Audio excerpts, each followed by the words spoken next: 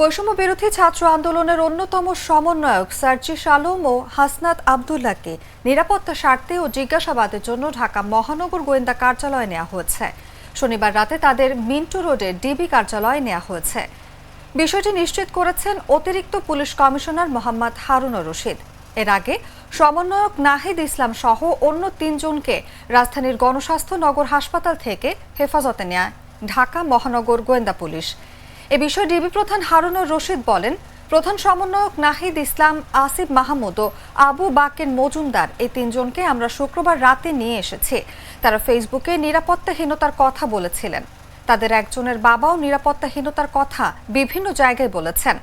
পাশাপাশি গণ অধিকার পরিষদের সভাপতি ও ডাকসুর সাবেক ভিপি নুরুল হক নূর এবং আরও কিছু নেতাকে রিমান্ডে এনে জিজ্ঞাসা করছে। তারা জিজ্ঞাসাবাদে বলেছেন, সমন্বয়কদের সঙ্গে তাদের কথা হয়েছে, তাই অন্য নেতাদের সঙ্গে সমন্বয়কদের কি কথা হয়েছে এগুলো জানার জন্য জিজ্ঞাসাবাদ করব। পাশাপাশি আমরা সমন্বয়কদের সেফটি সিকিউরিটি দেব।